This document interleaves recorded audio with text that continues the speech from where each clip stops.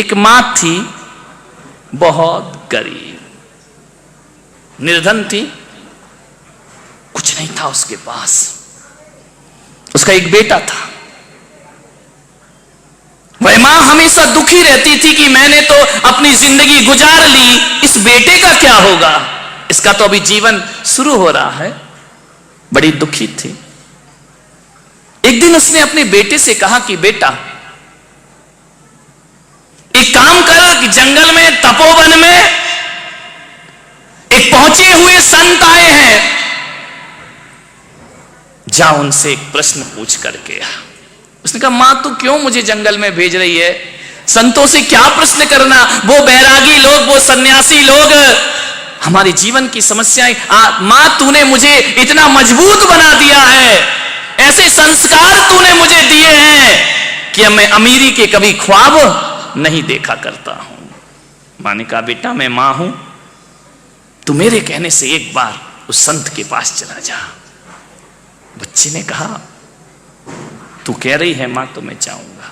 मांगना कुछ मत, मैंने तुझे सिखाया है कि गरीबी के दिन जी लेना, लेकिन किसी के सामने हाथ फैलाना। मांगना कुछ मत, बस जाना और एक प्रश्न पूछ के आना अपनी मां का। बच्चे ने कहा मां बोल क्या प्रश्न पूछना है। बोले जाकर के पूछना कि हे संत जी, हे मनीषी, हे साधु संत, हे महात्मा, जरा एक बात तो बता दो। मेरी मां ने पूछा है कि हमारे ये दुख के दिन कभी खत्म होंगे या नहीं होंगे। और कुछ मत पूछना, ये मत पूछना कि दुख का दिन खत्म कैसे करूं। बड़ी स्वाभिमानी मां रही, भेज दिया उसने संत के पास। बच्चा चला, पूना से ही चला होगा। कहां से चला हूं बोलो, पुणे से चला, जहां की खा रहे वहीं की बजाओ। पूना से चला वो बच्चा।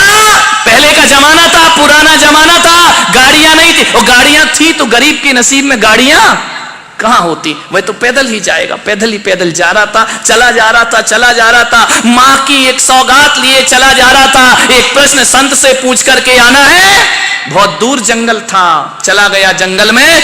शाम होने लगी, रात गिरने लगी, गोधूली की बेला, पशु घर वापिस आ रहे हैं, वो पैदल जा रहा है।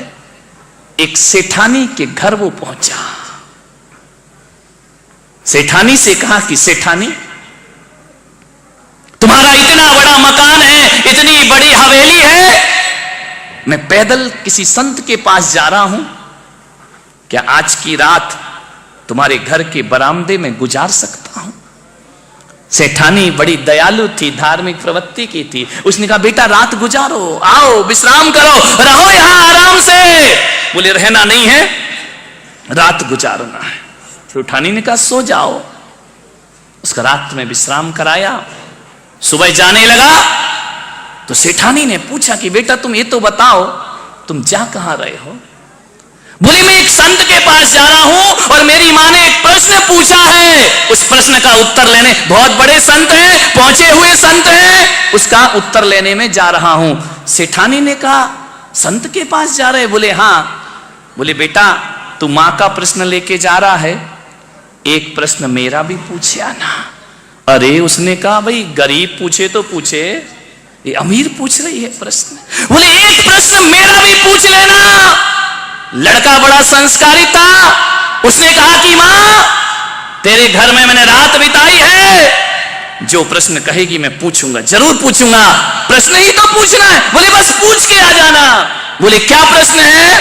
बोले बस जाके संत जी से पूछना, मेरी जो बेटी है वो बोलती नहीं है, जन्म से ही नहीं बोलती है, इतना पूछना मैं मां हूं, मेरी चिंता है ये बेटी बोलेगी या नहीं बोलेगी, इसका विवाह होगा या नहीं हो। दो ही चिंता रहती है मां बाप को। बोले ठीक है सेठानी, मैं जाके जरूर पूछूंगा। आगे बढ़ा, जैसे ही चलते गया 12-1 बज गए। प्यास लगी बड़ी जोर से, पानी की जरूरत थी उसे। क्या देखता है, एक जंगल में एक पेड़ के नीचे कोई महात्मा बैठे हुए हैं। महात्मा से जाकर देखा कि महात्मा के कमंडल में जल भरा हुआ है। उसने महात्मा से कहा कि संत जी 2 अंजलि पानी पिला दो, मुझे बहुत प्यास लगी है। संत हृदय था। बोले लो बच्चे पानी पियो, मैं तुम्हें प्यास बुझाता हूं तुम्हारी, लेकिन एक बात तो बताओ बेटा, तुमको मैंने पहली बार देखा है, तुम जा कहां रहे हो?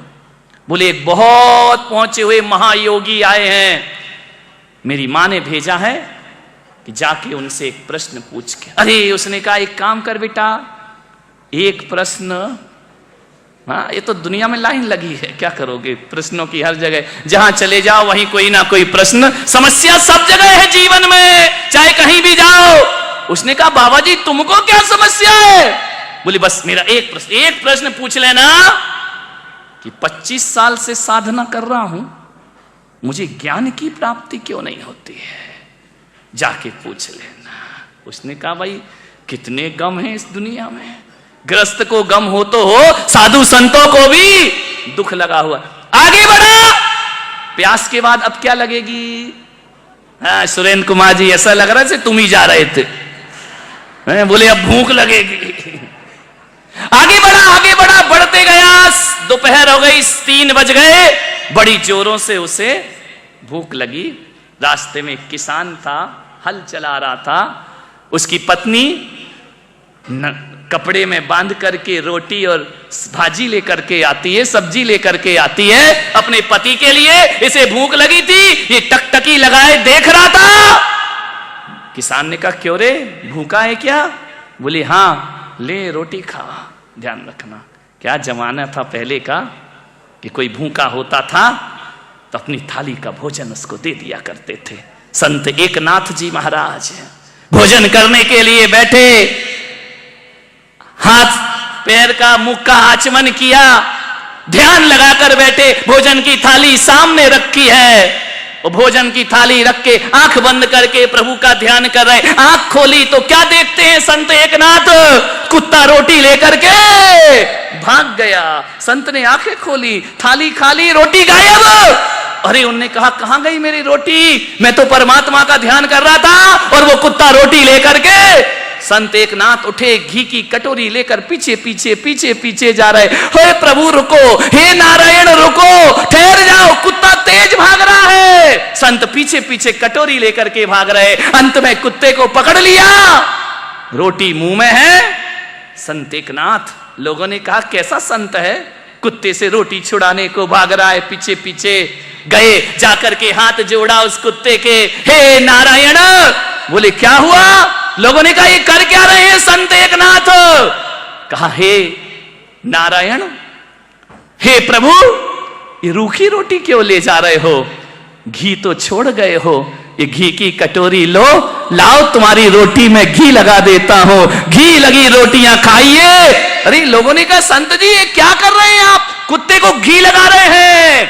मालूम है हमारे देश की संस्कृति, सभ्यता और मनीषी कहती है, संत के मुंह से निकला, बारे प्रभु क्या ओढ़नी उड़ाई मुझे इंसान की, और तुमने शकल बना ली स्वान की। हम तो वो लोग हैं जो जानवरों में भी भगवान के दर्शन किया। संत एकनाथ रोटी छीनने नहीं भागे, संत एकनाथ भागे कि घी लगी रोटी खाओ, तुम्हारा जीवन का आनंद आ जाएगा। तुमको ध्यान रखिए, मान्य क्या लोग थे। आज तो ये देखते हैं कि आदमी बैठा है, घर ही नहीं जा रहा, ये जाए तो हम खाए। ध्यान रखो, मामला बड़ा गड़बड़ उल्टा हो गया है।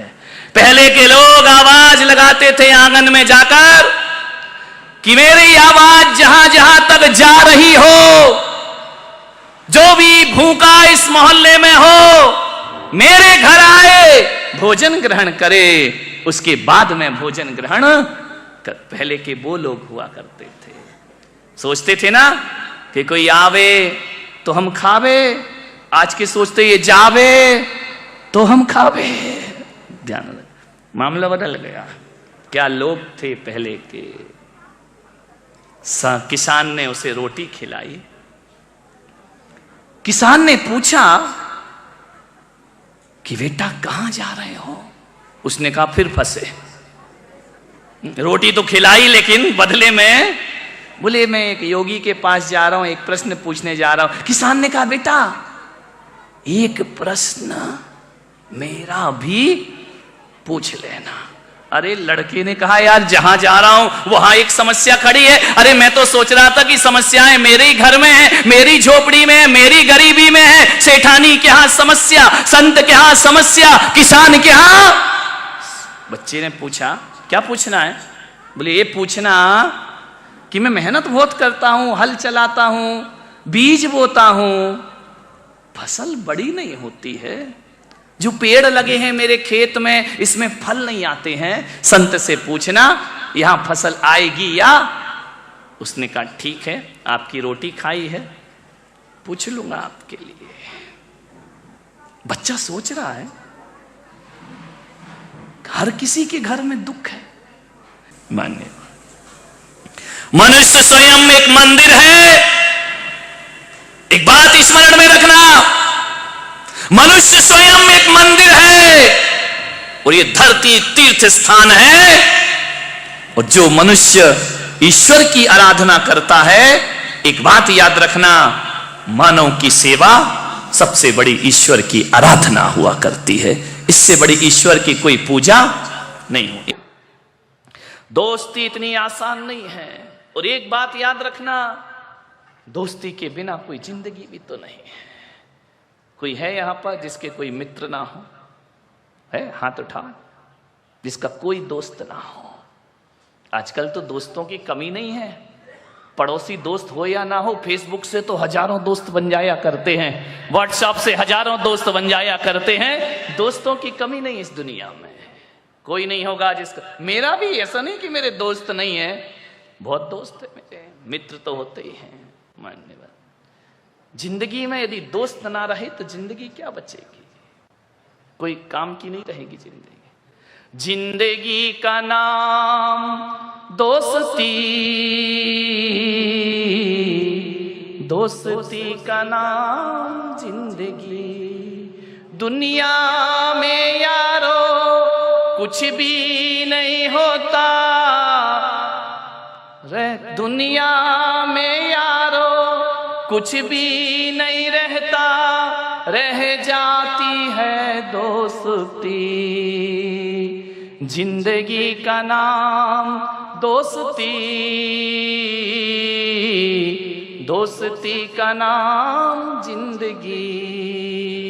दौलत कमाई कुछ न कमाया, शोहरत कमाई कुछ न कमाया।